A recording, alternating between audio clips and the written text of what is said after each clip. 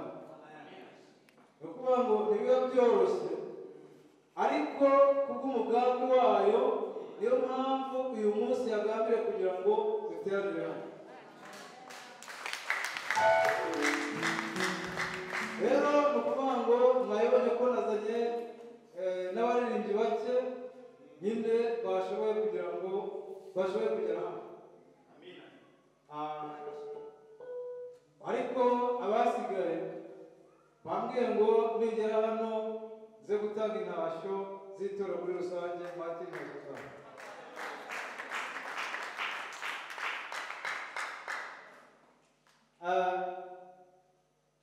Ubundi ndatekereza ko abantu benshi hano ntabwo bahanze abanzi bagiye bashitura.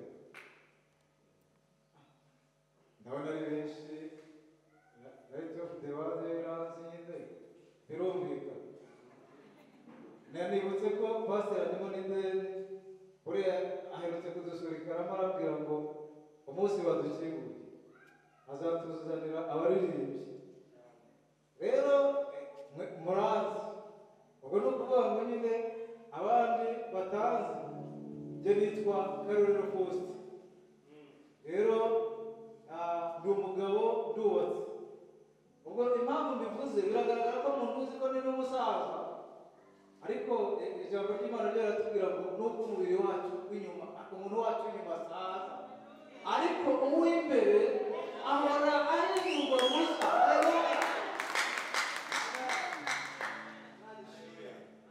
Rero mva mu rugo umumama nawe namubwiye ko nyine nje hano, arambwira ngo nigera hano basuhuze ntakindi. Imana ishimwe cyane. Ngira ngo rero uyu mwanya mwiza wo kugira ngo tuganire ijambo ry'Imana, hari ijambo umushumba wanyu yatangije amasengesho tugiye gutangira ku itariki ya mbere. Nanjye niyo jambo mfite. Haleluya.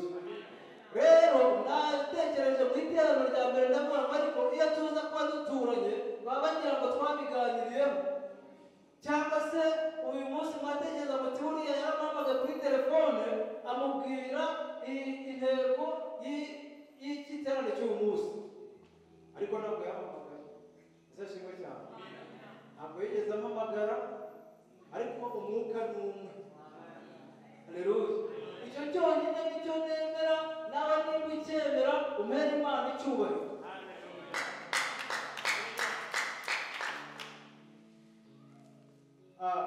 Nagira ngo we yasomye Yesaya 60, ariko jyewe ndasoma Yesaya 9.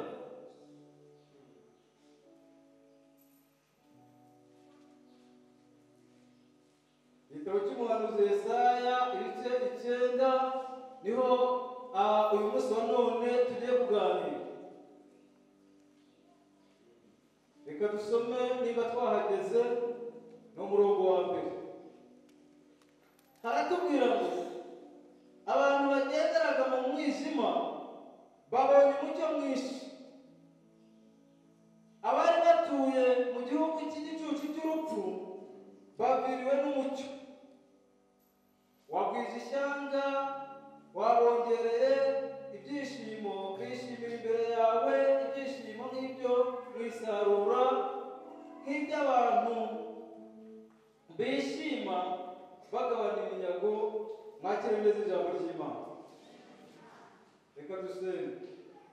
Mana Data, Mana ishobora byose, turagushimye, turakunezerewe cyane kuko uri Imana y'amahoro.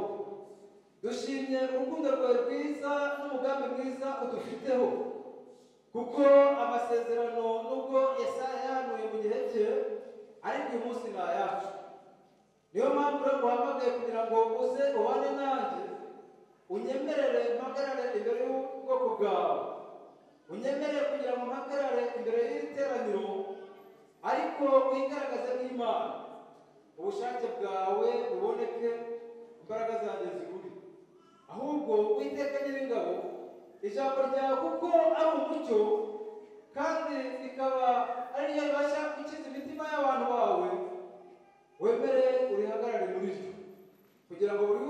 aryakira anezerewe kandi ribashe kumva kugeraho rimuvana nawe rimushyitsi. Ndagushimiye rero ko ugiye kubona nanjye mu izina rya Yesu, amen. Haleluya. Uzashimwe cyane. Hano usoma amagambo aboneka mu gitabo cy'umuhanuzi Yesaya. Dusomamo amagambo abiri. Twasomemo umwijima, dusomamo n'umucyo. Nagira ngo tubanze turebe kuko ibyo bintu byombi biratandukanye. Kuko umucyo n'umwijima ntibijya bibana. Kuko kimwe kimukira ikindi. Ni ukuvuga ngo iyo hari umwijima umucyo ntubasha kwinjira. Ariko iyo umucyo wahageze nuvuga ngo n'ubundi umwijima nawo ntubasha kwinjira. Ese ashimwe cyane. Niyo mpamvu rero natekereje ntegurira ijambo niba ukuntu kera iwacu tukiri abana kubwira abantu ko twari ducana ishinge murabizi y'amashinge amwe ava mu ishyamba. Buriya bajyaga bayahira kera bakayazana ugateka ibishyimbo ucanishije ishinge, wajya kwinjira mu kindi cyumba ukajya kumurika umurikishije urumuri rw'ishinge. Ubwo ni ukuvuga ngo byanze bikunze abantu bahora bashakisha kugira ngo barebe ko bakwimura umwijima bagashyira imbere umucyo. Uyu munsi twageze mu iterambere, amashanyarazi yaraje n'aho ataragera. Uyu munsi hari ubundi buryo bukoreshwa, za bibogisi, za eginayiti ndetse na mobisoro, kugira ngo abantu byanze bikunze babe mu mucyo. Imana itugire neza. Uwo ni umucyo mu buryo bw'umubiri, ariko no mu buryo bw'umwuka dukeneye kuva mu mwijima. Hano naho natekerejeho usanga hari igihe Imana yajyaga ibana n'abantu, ikabana n'abantu bayo, ikabayobora. Yabanye n'Abisirayeli bakura mu gihugu cya Egiputa, ibageza mu butayu, ibagaburirayo, ituma imyenda yabo itabasaziraho, ndetse hari n'igihe cyageze bifuza kurya inyama, nabwo ibazanira inkware. Bararya kuko ari Imana igira neza, yari ibayoboye, yari umuyobozi wabo ubagize. Ariko Abanyegiputa, Bibiliya mu gitabo n'ubundi cyo Kuva ibice 14 umurongo wa 19 hatubwira ukuntu Abanyegiputa barekuye Abisirayeli baribeshya baragenda. Kubera inyungu bari babafiteho byatumye batekereza kubakurikira. Baragenda Abisirayeli bageze ku nyanja itukura, hari ahantu hari hakomeye, hari hagoswe n'imisozi. Imbere yabo ari inyanja, batari iburyo cyangwa ibumoso, kuko Abanyegiputa bari batugarutse. Babaza Mose ngo Mose, ubundi muri Egiputa ntabwo zari zihari, watuzaniye iki gupfira aha ngaha? Ariko kuko Imana ari Imana y'umucyo, yabakoreye igitangaza gikomeye. Ibwira Mose ngo fata ya nkoni yawe tuve ku nyanja, amazi yigabanye mwambuke. Ariko noneho Imana yahise yigaragaza imbere y'Abanyegiputa, ngo bari bazanye n'amagare yabo n'ingabo nyinshi, bavuga ngo abantu turabagarura byanze bikunze tubasubize uburetwa badukorera.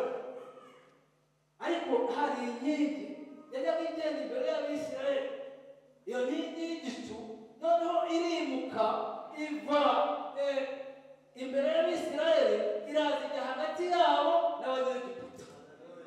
Haleluya. Irangije Abisirayeli ngo ibabera umucyo, Abanyegiputa ibabera umwijima. Haleluya. Haleluya. Imana icyubahiro.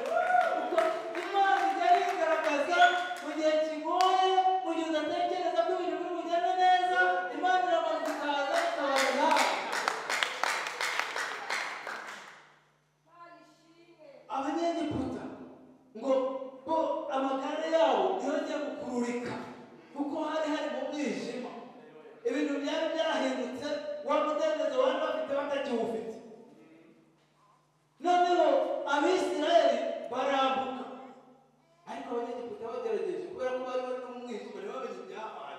ntibamenye ko amazi yigabanijemo kabiri, abisirayeli bakambuka, ntibamenye ko amazi yongeye agaterana, bibwira ko ari ibisanzwe, baraza amazi arabarenga. uwo ni umwijima, ingaruka zo kuba mu mwijima. Sashimwe cyane. Ni ukuvuga ngo iyo wabaye mu mwijima ntumenya impinduka zihari. Iyo wabaye mu mwijima ntumenya umurongo ugenderaho. Imana itugirire neza. Ariko iri mu mucyo ibintu birasobanuka. Haleluya. Rero aha nahise nibuka mu gihe cya Adamu na Eva bari muri Edeni, bari bafite umudendezo, Imana ibayobora, yarabahaye uburenganzira bwo kurya ibintu byose byo muri Edeni, yarabahaye uburenganzira bwo kuba mu kinyenga cyayo, ndetse ijya inabageraho kenshi kuko bari abana bayo ibayoboye. Ariko imaze Satani amaze kwegera Eva, amaze kumwereka ko Imana yamushutse, nabo binjiye mu mwijima. Imana itugire neza. Kubera ko bamaze kurya kuri cya giti Imana yari yarababujije, byatumye bahitamo bamenya ko bambaye ubusa. Imana itugire neza. Babona ngo bambaye ubusa. Noneho bumvise Imana ije nk'uko yari isanzwe iza, baratangira barihisha. Bamaze kwihisha, noneho batangira no kugira isoni, baratangira bidodera ibicocero. Ngiki kintu kibabaje muri ino minsi ya none. Abakristo muri ino minsi hari abarokore b'ikivange, hari abakristo b'ikivange, nawe uyu munsi wa none bemereye Satani kugira ngo abayobore, bayoborwe n'Imana. Yanuranye n'umuntu agiye nigeze kunara n'umupfumu, yaratuye nko muri metero 50 z'iwanjye. Ariko icyifuzo nagize, kubera ko nabonaga abantu bahombe ari we, nasenze Imana ndebye ngo ariko wa Mana we, koko wemeye ko uyu muntu duturana, wemeye ko uyu munsi wa none izina ryawe risuzugurikira ahantu. Yize amahirwe arimuka aragenda, Imana imurinde kandi. Ariko uyu munsi hari n'uturanye tuye muri metero 400, njya ndeba ukuntu abantu bacanganyikiwe. Basanga umuntu ni umusirimu, yambaye neza, bamwe bagenda no kuri moto, barazinduka saa 11, baraza ku gakecuru katagira n'umwenda wo kwambara, katagira n'inkweto, no mu nzu itagira sima, kandi genda nawe wirebye agahinda karambitse. Rero buriya wasanga hari n'abarokore b'ikivange barimo, wasanga nabo barimo, kuko none se uyu munsi bari bashobora kubatandukanya. Idini nagira ngo mubwire ngo uyu munsi turwanye kuba mu mwijima. Haleluya. Izashimwe cyane. Hano dusomeye amagambo, ni ukuvuga ngo Imana yabanye n'abantu, iyobora ubwoko bwayo, ibana nabwo kugeza ubwo bwayinaniye. Umaze kuyinanirana, ishyiraho abahanuzi kugira ngo bajye bababurira, babamenyeshe ko batandukiriye, bave mu kibi bagaruka mu byiza iby'Imana ishaka. Ariko abantu banga kumva. Bamaze kwanga kumva, Imana irarebera ngo ariko se noneho umwana w'umuntu mugirire nte kugira ngo mushyire mu murongo mwiza. Iragambirira ku mugambi wayo, iravuga ngo ndatuma nde ninde wakugendera bajya gucungura umwana w'umuntu. Umucyo Yesu aravuga ati ndi hano data aba ari gituma. Haleluya. Yesu yaje mu isi ari umucyo uje kubwira amahanga. Abantu bari baratandukiriye, barataye umurongo, barataye Imana, barahisemo kwigenga, bumva bashaka kugira ngo bigenge.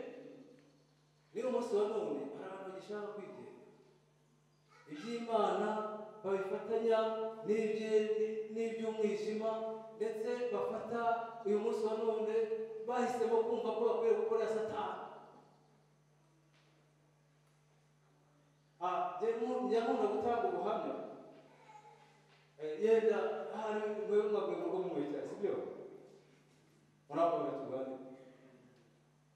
Kera iwacu bajyaga babana nanjye bambandishije n'umwana wiga mu mwaka wa gatandatu w'amashuri abanza. Noneho maze kubana ubwo nyine birangiye njya ku ishuri. Noneho ubwo maze gukura, kuko ubwo nyine ubundi twize n'amateka y'amadini atari Kristo, bihandi nabyo bibamo ry'Imana. Rero noneho bamaze igihe kigeze ngo bashaka gusubirishaho Imana. Nari maze kuba umugabo, maze kuba kugorwa. Data araza arambwira ati urabizi ati ngiye ati ndumva ashaka gutegura ko Imana zizasubiraho. Genda bireba ndavuga nti ngo rero jewe ubwanjye ntabwo ibyo bintu bizanzira mu rugo n'umunsi umwe. Ati sha anuka ibitutsi bikomeye. Arangije aragenda asanga murumuna wanjye aramubwira turabizi shati mukuru wawe ati yabaye imbwa yanze ko dukomeza umuhango wacu. Noneho ubwo amaze kuvuga ayo magambo murumuna wanjye yaje kumbera arambwira ariko urabizi nti ati uzi ko papa yambwiye ko wamusuzuguye. Yambwiye mu kirere yambwiye ngo wanze ko dusubiraho.